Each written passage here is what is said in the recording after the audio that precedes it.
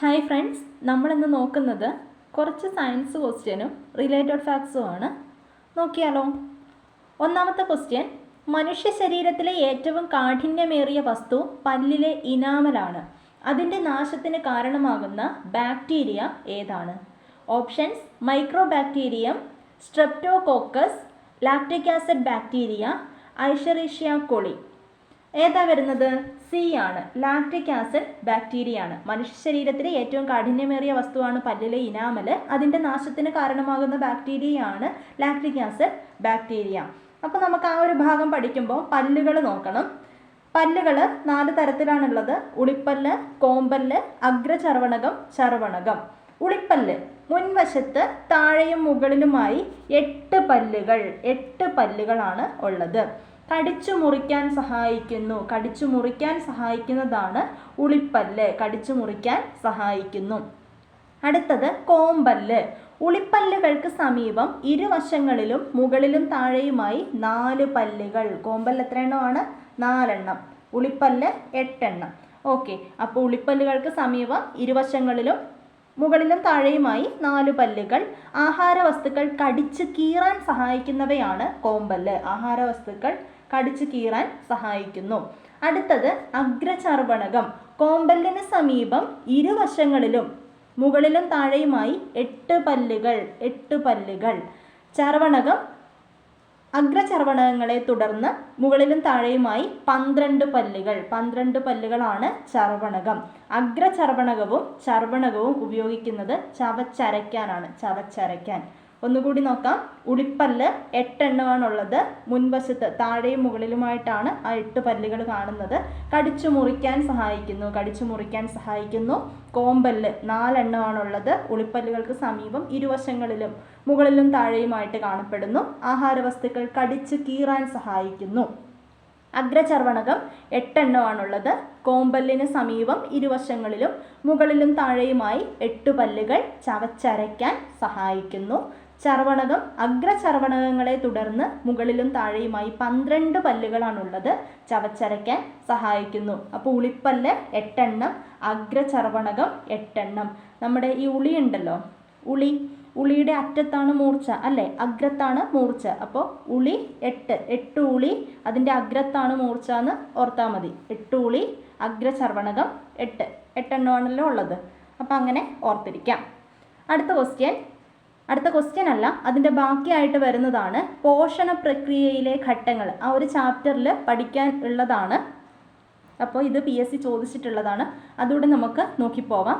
പോഷണ പ്രക്രിയയിലെ ആദ്യ ഘട്ടമാണ് ആഹാര സ്വീകരണം.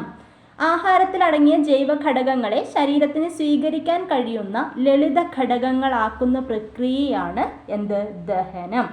ദഹിച്ച ആഹാരം ശരീരം സ്വീകരിക്കുന്ന പ്രക്രിയ ആഗിരണവും. ആഗിരണം ചെയ്യപ്പെട്ട ആഹാര ഘടകങ്ങൾ ശരീരത്തിൻ്റെ ഭാഗമാക്കുന്ന പ്രക്രിയ സാംശീകരണവും ആണ്. ശാരീരിക പ്രവർത്തനങ്ങളുടെ ഫലമായി ഉണ്ടാവുന്നതും ശരീരത്തിന് ആവശ്യമില്ലാത്തതുമായ വസ്തുക്കളെ ശരീരം പുറന്തള്ളുന്ന പ്രക്രിയയാണ് വിസർജനം. അപ്പോൾ പോഷണ പ്രക്രിയയിലെ ഘട്ടങ്ങൾ നമുക്ക് പഠിച്ചു വെക്കണം. ഫസ്റ്റ് എന്താണ്? ആഹാര സ്വീകരണം. ഒന്നാമത്തത് ആഹാര സ്വീകരണം, 2 ദഹനം, 3 ആഗിരണം, 4 സാംശീകരണം, 5 വിസർജനം. ഓക്കെ, ഇതങ്ങ് ഓർഡറിൽ പഠിച്ചു വെക്കണം. ആഹാര സ്വീകരണം, ദഹനം, ആഗിരണം, സാംശീകരണം, വിസർജനം. ഓക്കെയാണ്. അടുത്ത ക്വസ്റ്റ്യൻ, താഴെ തന്നിരിക്കുന്ന ജീവകങ്ങളെ സംബന്ധിച്ച പ്രസ്താവനകളിൽ തെറ്റായ പ്രസ്താവന അല്ലെങ്കിൽ പ്രസ്താവനകൾ ഏതാണ്? കണ്ണ്, ത്വക്ക്, മുടി എന്നിവയുടെ ആരോഗ്യത്തിന് സഹായിക്കുന്ന ജീവകമാണ് ജീവകം എ. ഓക്കെ, കറക്റ്റാണ്. നാഡികളുടെയും ചുവന്ന രക്താണുക്കളുടെയും ആരോഗ്യത്തിന് സഹായിക്കുന്ന ജീവകമാണ് ജീവകം ഇ. കറക്റ്റാണ്. മുറിവുണ്ടാകുമ്പോൾ രക്തം കട്ടപിടിക്കാൻ സഹായിക്കുന്ന ജീവകമാണ് ജീവകം കെ ഫോർ കട്ടപിടിക്കൽ എന്നോർക്കാം. ഓക്കെ, കെ കട്ടപിടിക്കാൻ. മോണ, ത്വക്ക്, പല്ല്, രക്തകോശങ്ങൾ എന്നിവയുടെ ആരോഗ്യത്തിന് സഹായിക്കുന്ന ജീവകമാണ് ജീവകം ബി എന്ന് തന്നിട്ടുണ്ട്. അത് തെറ്റാണ്. ഓക്കെ, ജീവകം ബി അല്ല, എന്താണ്? ജീവകം സി ആണ്. ഓക്കെ ആണല്ലോ. അപ്പോൾ ആൻസർ വരുന്നത് 4 മാത്രം. തെറ്റാണ്. തെറ്റായ പ്രസ്താവനയാണ് ചോദിച്ചിരിക്കുന്നത്. 4 മാത്രം. കണ്ണ്, ത്വക്ക്, മുടി എന്നിവയുടെ ആരോഗ്യത്തിന് സഹായിക്കുന്ന ജീവകമാണ് ജീവകം എ. നാഡികളുടെയും ചുവന്ന രക്താണുക്കളുടെയും ആരോഗ്യത്തിന് സഹായിക്കുന്ന ജീവകമാണ് ജീവകം ഇ. മുറിവുണ്ടാകുമ്പോൾ രക്തം കട്ടപിടിക്കാൻ സഹായിക്കുന്ന ജീവകമാണ് ജീവകം കെ. മോണ, ത്വക്ക്, പല്ല്, രക്തകോശങ്ങൾ എന്നിവയുടെ ആരോഗ്യത്തിന് സഹായിക്കുന്ന ജീവകമാണ് ജീവകം സി. അപ്പോൾ ഇതുമായിട്ട് ബന്ധപ്പെട്ട് വിറ്റാമിനുകളും അവയുടെ രാസനാമവും പഠിച്ചു വെക്കണം. വിറ്റാമിൻ എ എന്താണ്? റെറ്റിനോളാണ് വിറ്റാമിൻ എ. വൈറ്റമിൻ എ റെറ്റിനോളാണ്. B1 ആണെങ്കിൽ അത് തയമിനാണ്. B1 തയമിൻ്റെ പഴയ പേരാണ് അന്യൂറിനെ. അതങ്ങനെ ചോദിക്കാറില്ല, തയമിൻ എന്നാണ് ചോദിക്കാറ്. വൈറ്റമിൻ B1 ആണ് തയമിൻ. ഓക്കെ. B2 എന്താണ്? റൈബോഫ്ലാവിൻ ആണ്. B2 riboflavin. Okay. B3 നിക്കോട്ടിക് acid ആണ്. B3 നിക്കോട്ടിക് ആസിഡ് അല്ലെങ്കിൽ നിയാസിൻ എന്ന് പറയാം. B3 niacin. B5 pantothenic acid. 5 എന്ന് വെച്ചാൽ പെൻറ്റയല്ലേ, അങ്ങനെ ഓർക്കാം. Pantothenic acid. B5 pantothenic acid. B6 pyridoxine. അങ്ങനെ ഒരു സൗണ്ട് വരുന്നുണ്ടല്ലോ, അപ്പോൾ B6 pyridoxine. B7 biotin. Okay. B9 folic acid. B9 folic acid. B10 para amino benzoic acid. PABA. എന്താണ്?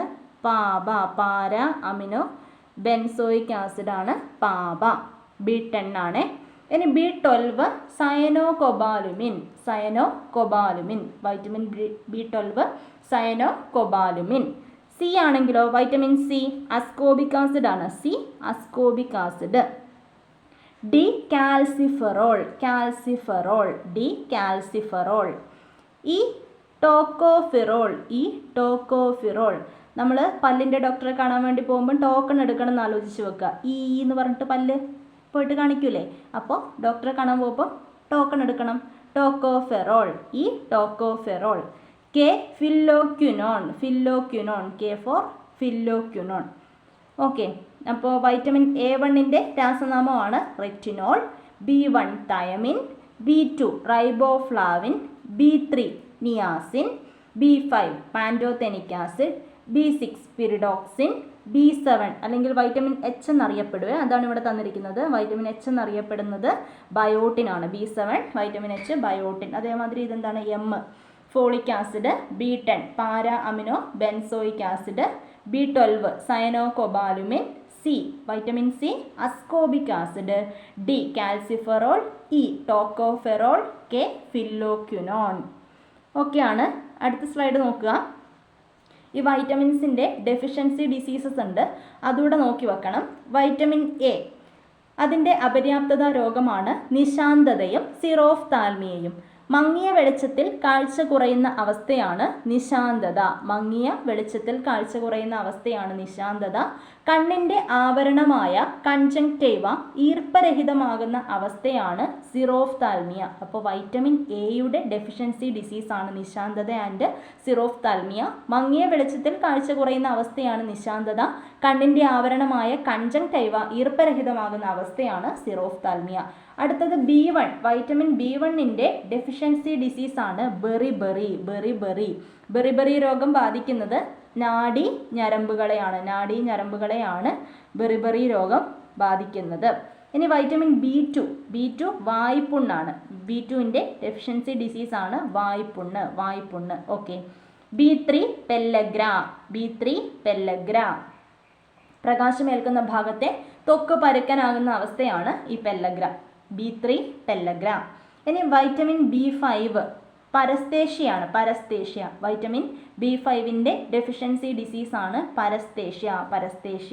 ഇനി B6 ആണെങ്കിൽ microcytic അനീമിയാണ്. B6 microcytic anaemia.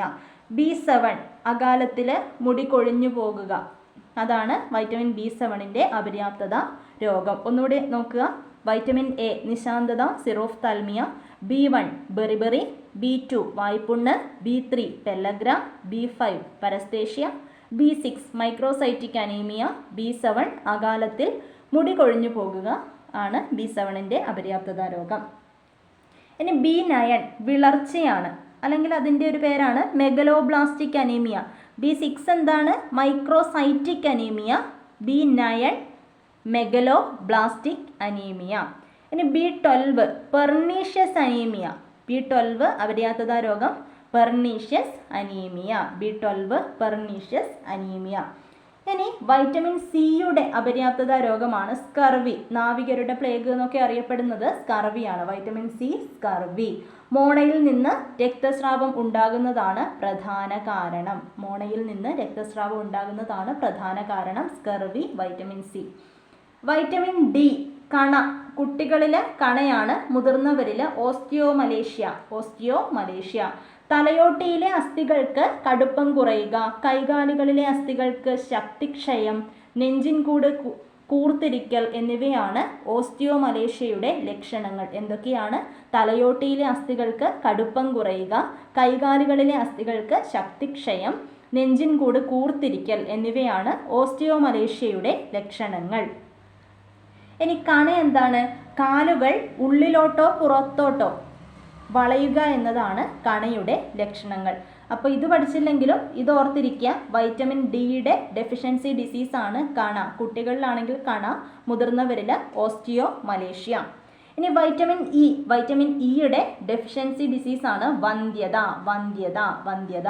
Vitamin K ആണെങ്കിൽ haemophilia. Haemophilia, അമിത രക്തസ്രാവം. ഓക്കെയാണ്. അടുത്തത്, ഒരു ബാക്ടീരിയൽ പകർച്ചവ്യാധിയായ കുഷ്ഠം ഒരാളിൽ നിന്ന് മറ്റൊരാളിലേക്ക് പകരുന്നത് ഏത് രീതിയിലാണ്? ഓപ്ഷൻസ്: വായുവിലൂടെ, സമ്പർക്കം മുഖേന, കൊതുക് മുഖേന, ആഹാരം, വെള്ളം എന്നിവയിലൂടെ. ആൻസർ വരുന്നത് സമ്പർക്കം മുഖേന. കുഷ്ഠരോഗം പകരുന്നത് സമ്പർക്കം മുഖേനയാണ്. അപ്പോൾ എന്താണ് പകർച്ചവ്യാധികൾ? ഒരാളിൽ നിന്ന് മറ്റുള്ളവരിലേക്ക് പകരുന്ന രോഗങ്ങളാണ് പകർച്ചവ്യാധികൾ. ജലദോഷം, ചെങ്കണ്ണ്, കോളറ, ടൈഫോയിഡ്, ചിക്കുൻഗുനിയ, ഡെങ്കിപ്പനി, മന്ത്, മഞ്ഞപ്പിത്തം, എലിപ്പനി തുടങ്ങിയവ നമ്മുടെ നാട്ടിൽ സാധാരണ കണ്ടുവരുന്ന പകർച്ചവ്യാധികളാണ്. ഇനി ഇത് SCERT-യിൽ തന്നിരിക്കുന്ന ബോക്സാണ്. ഇതെല്ലാം SCERT-യിൽ തന്നിരിക്കുന്നതാണ്. അപ്പോൾ ഈ ബോക്സ് പഠിച്ചു വെക്കണം. അതിൽ നിന്നാണ് ഈ ചോദ്യം വന്നിരിക്കുന്നത്. കണ്ടോ, കുഷ്ഠം സമ്പർക്കം മുഖേന. പഠിച്ചു നോക്കാം. വായുവിലൂടെ പകരുന്ന രോഗങ്ങളാണ് ജലദോഷം, ചിക്കൻ ബോക്സ്, മീസിൽസ്, ക്ഷയം. ജലദോഷം, ചിക്കൻ ബോക്സ്, മീസിൽസ്, ക്ഷയം.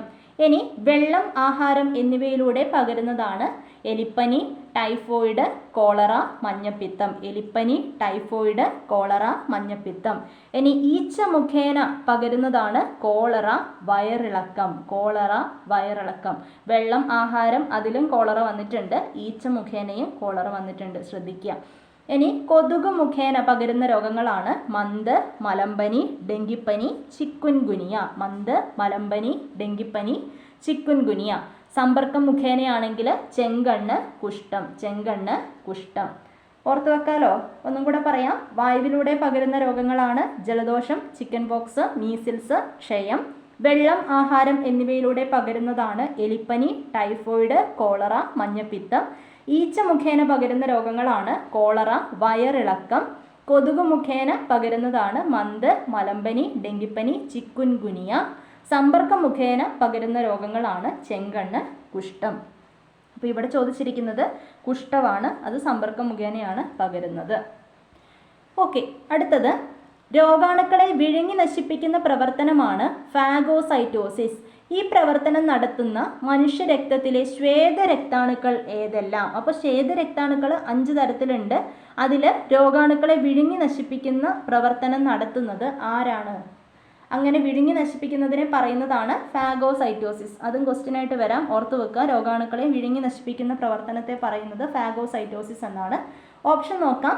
ബേസോഫിലും, ഈസ്നോഫിലും, ന്യൂട്രോഫിലും, ബേസോഫിലും, ലിംഫോസൈറ്റും, മോണോസൈറ്റും, ന്യൂട്രോഫിലും. ആൻസർ വരുന്നത് ഡി ആണ്. മോണോസൈറ്റും ന്യൂട്രോഫിലുമാണ്. മോണോസൈറ്റും ന്യൂട്രോഫിലും. ഓരോന്ന് നോക്കാം. ന്യൂട്രോഫില് ബാക്ടീരിയയെ വിഴുങ്ങി നശിപ്പിക്കുന്നു. ബാക്ടീരിയയെ നശിപ്പിക്കുന്ന രാസവസ്തുക്കൾ നിർമ്മിക്കുന്നു. ആരാണ്? ന്യൂട്രോഫില്. ഇവിടെ കണ്ടോ, മോണോസൈറ്റ് ന്യൂട്രോഫിലും അല്ലേ വന്നേക്കുന്നത്? ആ ന്യൂട്രോഫിലാണ് ബാക്ടീരിയയെ വിഴുങ്ങി നശിപ്പിക്കുന്നു. ബാക്ടീരിയയെ നശിപ്പിക്കുന്ന രാസവസ്തുക്കൾ നിർമ്മിക്കുന്നു.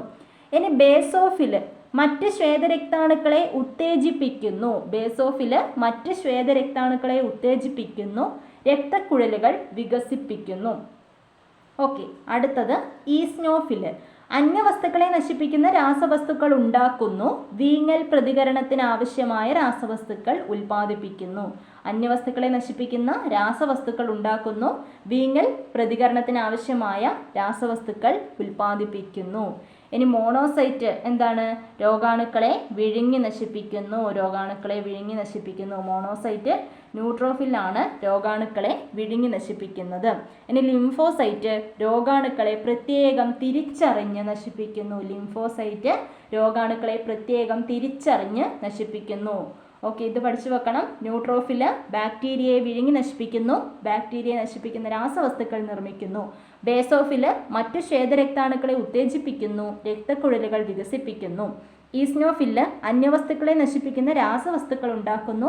വീങ്ങൽ പ്രതികരണത്തിന് ആവശ്യമായ രാസവസ്തുക്കൾ ഉൽപ്പാദിപ്പിക്കുന്നു. ഇനി മോണോസൈറ്റ് രോഗാണുക്കളെ വിഴുങ്ങി നശിപ്പിക്കുന്നു. ലിംഫോസൈറ്റ് രോഗാണുക്കളെ പ്രത്യേകം തിരിച്ചറിഞ്ഞ് നശിപ്പിക്കുന്നു. അടുത്ത ക്വസ്റ്റ്യൻ, അമ്ലമഴയ്ക്ക് കാരണമായ വാതകം ഏതാണ്? Sulphur dioxide, ammonia, carbon monoxide, methane. ഏതാണ് അമ്ലമഴ? അമ്ലമഴയ്ക്ക് കാരണമായത് സൾഫർ ഡയോക്സൈഡ് ആണ്. അപ്പോൾ ഇവിടെ കുറച്ച് വാതകങ്ങൾ കൊടുത്തിട്ടുണ്ട്, നോക്കാം. കാർബൺ മോണോക്സൈഡ് സ്രോതസ്. കാർബൺ മോണോക്സൈഡ് പുറത്തു വരുന്നത് വാഹനങ്ങളിൽ നിന്നുള്ള പുകയിൽ നിന്നുമാണ്. ഇത് മനുഷ്യ ശരീരത്തിലെ ഹീമോഗ്ലോബിനുമായി ചേർന്ന് കാർബോക്സി ഹീമോഗ്ലോബിൻ ഉണ്ടാക്കുന്നു. കാർബോക്സി ഹീമോഗ്ലോബിൻ ക്വസ്റ്റ്യൻ വന്നിട്ടുള്ളതാണ്. കാർബൺ മോണോക്സൈഡ് മനുഷ്യ ശരീരത്തിലെ ഹീമോഗ്ലോബിനുമായിട്ട് ചേർന്ന് കാർബോക്സി ഹീമോഗ്ലോബിൻ ഉണ്ടാക്കുന്നു. രക്തത്തിന് ഓക്സിജനെ ആഗിരണം ചെയ്യാനുള്ള ശേഷി കുറയ്ക്കുന്നു. ഇനി കാർബൺ ഡൈ ഓക്സൈഡ്, വിറക്, കൽക്കരി എന്നിവ കത്തുമ്പോൾ പുറത്തു വരുന്നതാണ് കാർബൺ ഡൈ ഓക്സൈഡ്. ആഗോളതാപനത്തിന് കാരണമാകുന്നു. സൾഫർ ഡൈ ഓക്സൈഡ് ഫാക്ടറികളിൽ നിന്നൊക്കെ പുറത്തെത്തുന്നതാണ് സൾഫർ ഡൈ ഓക്സൈഡ്. കണ്ണിന് അസ്വസ്ഥത, ശ്വാസകോശ അർബുദം, ആസ്മ എന്നിവയ്ക്ക് കാരണമാകുന്നു. കൂടാതെ എന്താണ്? അമ്ലമഴയ്ക്ക് കാരണമായ വാതകവും സൾഫർ ഡൈ ഓക്സൈഡ് ആണ്. നൈട്രജൻ ഡൈ ഓക്സൈഡുകൾ വാഹനങ്ങളിൽ നിന്ന്, ഫാക്ടറികളിൽ നിന്നൊക്കെ പുറത്തു വരുന്നതാണ്, അമ്ലമഴയ്ക്ക് കാരണമാകുന്നു. അപ്പോൾ നൈട്രജൻ ഡൈ ഓക്സൈഡുകളും ഉണ്ട്, സൾഫർ ഡൈ ഓക്സൈഡും ഉണ്ട്, ഓർത്തിരിക്കുക. ഓക്കെ, അടുത്തത് ആറ്റത്തിന്റെ സൗരയൂഥ മാതൃക ആരുടെ സംഭാവനയാണ്? John Dalton, Michael Faraday, Rutherford, J Thomson. ആരുടെയാണ് സൗരയൂഥ മാതൃക? റുദർഫോർഡ് ആണ്. റുദർഫോർഡ്. ആറ്റത്തിന്റെ സൗരയൂഥ മാതൃക റുദർഫോർഡിൻ്റെയാണ്. അപ്പോൾ നോക്കുക, ആറ്റത്തിന് ഒരു കേന്ദ്രമുണ്ടെന്നും മാസ് മുഴുവൻ കേന്ദ്രീകരിച്ചിരിക്കുന്നത് ന്യൂക്ലിയസിലാണെന്നും റുദർഫോർഡ് തൻ്റെ പരീക്ഷണങ്ങളിലൂടെ കണ്ടെത്തിയിരുന്നു. ആറ്റത്തിന് ഏറെക്കുറെ സ്വീകാര്യമായ മാതൃക നിർദ്ദേശിച്ചത് ഇദ്ദേഹമാണ്. ഈ മാതൃക സൗരയൂഥ മാതൃക എന്നറിയപ്പെടുന്നു. അതായത് ആറ്റത്തിലെ ഘടകങ്ങൾ ക്രമീകരിച്ചിരിക്കുന്നത് സൗരയൂഥത്തെ പോലെയാണെന്ന് കരുതാം. എങ്ങനെയാണ് ആറ്റത്തിലെ ഘടകങ്ങൾ ക്രമീകരിച്ചിരിക്കുന്നത്? സൗരയൂഥത്തെ പോലെയാണെന്ന് കരുതാം. നോക്കുക, സൗരയൂഥവും തന്നിട്ടുണ്ട്, ആറ്റത്തിലെ എങ്ങനെയാണ് കൊടുത്തിരിക്കുന്നത്? രണ്ടും തന്നിട്ടുണ്ട്. സൗരയൂഥത്തിന് ഒരു കേന്ദ്രമുണ്ട്. ആറ്റത്തിനും ഒരു കേന്ദ്രമുണ്ട്. ആറ്റത്തിനും ഒരു കേന്ദ്രമുണ്ട്. കേന്ദ്രഭാഗത്ത്, സൗരയൂഥത്തിലെ കേന്ദ്രഭാഗത്ത് ആരാണ്? സൂര്യനാണ്. ആറ്റത്തിലാണെങ്കിൽ കേന്ദ്രഭാഗത്ത് ന്യൂക്ലിയസ് ആണ്. സൗരയൂഥത്തിൽ ഗ്രഹങ്ങൾ ഓർബിറ്റിലൂടെ സൂര്യനെ ചുറ്റുന്നു. ആറ്റത്തിലാണെങ്കിൽ ഇലക്ട്രോണുകൾ ഷെല്ലിൽ ന്യൂക്ലിയസിനെ ചുറ്റുന്നു. ഓക്കെ, അതുകൊണ്ടാണ് അദ്ദേഹം സൗരയൂഥ മാതൃക എന്ന് ഇതിനെ പറഞ്ഞത്. ഇനി ഇതൊന്ന് വായിച്ചു നോക്കാം. പൊതുവെ റുദർഫോർഡിൻ്റെ ആറ്റം മാതൃക സ്വീകാര്യമായിരുന്നു എങ്കിൽ ഇലക്ട്രോണുകൾ ന്യൂക്ലിയസിൻ്റെ ആകർഷണ വലയത്തിൽ ചുറ്റുമ്പോൾ ഊർജം നഷ്ടമാവുകയും ക്രമേണ ഇത് ന്യൂക്ലിയസിൽ പതിക്കുകയും ചെയ്യേണ്ടതുണ്ട്. എന്നാൽ ഇങ്ങനെ സംഭവിക്കുന്നില്ല. ശാസ്ത്രലോകത്തിൻ്റെ ഈ സംശയത്തിന് വ്യക്തമായ വ്യാഖ്യാനം നൽകാൻ റുദർഫോർഡിന് കഴിഞ്ഞില്ല. അതുകൊണ്ട് ഈ മാതൃക അംഗീകരിക്കപ്പെട്ടില്ല. ഇപ്പോൾ നമ്മൾ ഉപയോഗിക്കുന്ന അല്ലെങ്കിൽ നമ്മൾ കണ്ടുവരുന്ന ആറ്റം മാതൃക ഏതാണ്? ബോർ മാതൃകയാണ് കേട്ടോ. ബോൾസിൻ്റെയാണ്, നീൽസ് ബോറിൻ്റെ മാതൃകയാണ്. ബോൾസ് ആറ്റം മോഡലാണ്. ഓക്കെ, അടുത്തത് കലാമിൻ ഏത് ലോഹത്തിൻ്റെ അയിരാണ്? Aluminium, iron, copper, zinc. Zinc ആണ് ആൻസർ. Zinc, calamine. നോക്കാം, അലുമിനിയത്തിൻ്റെ അയിര് ഏതാണ്? ബോക്സൈറ്റ് ആണ്. അലുമിനിയത്തിൻ്റെ അയിര് ബോക്സൈറ്റ് ആണ്. ഈ രാസസൂത്രം ഉണ്ടല്ലോ, ബോക്സൈറ്റിൻ്റെ രാസസൂത്രം, ഇത് ചോദിച്ചിട്ടുണ്ട്, കാണാതെ പഠിക്കണം. Al2O3 2H2O ആണ് bauxite. Iron, haematite, magnetite. Iron, haematite, magnetite. Copper, copper pyrites, പിന്നെ cuprite. Copper pyrites, cuprite. Zinc ആണെങ്കിൽ സിങ്ക് ബ്ലെൻഡ് ഉണ്ട്, കലാമിൻ ഉണ്ട്. Zinc blende, calamine. Aluminium, bauxite, iron, haematite, magnetite. Copper, copper pyrites, cuprite. Zinc, zinc blende, calamine. അടുത്ത question നോക്കുക. ഉത്കൃഷ്ടവാതകങ്ങൾ ആധുനിക periodic ടേബിളിൽ ഏത് ഗ്രൂപ്പിൽ ഉൾപ്പെടുന്നു? 18, 7, 2, 13. 18ാമത്തെ ഗ്രൂപ്പിലാണ് ഉൾപ്പെടുന്നത്. അപ്പോൾ നോക്കാം, പീരിയോഡിക് ടേബിളിലെ 18ാം ഗ്രൂപ്പിലെ മൂലകങ്ങളായ helium, neon, argon, krypton, xenon, radon എന്നിവയാണ് ഉത്കൃഷ്ടവാതകങ്ങൾ. ഇവ ഏകാറ്റോമിക തന്മാത്രകളായാണ് കാണപ്പെടുന്നത്. എന്താണ്? ഏകാറ്റോമിക തന്മാത്രകളായാണ് കാണപ്പെടുന്നത്.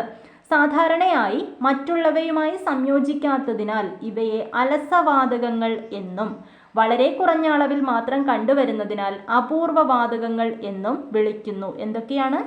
അലസവാതകങ്ങളും അപൂർവ വാതകങ്ങളും.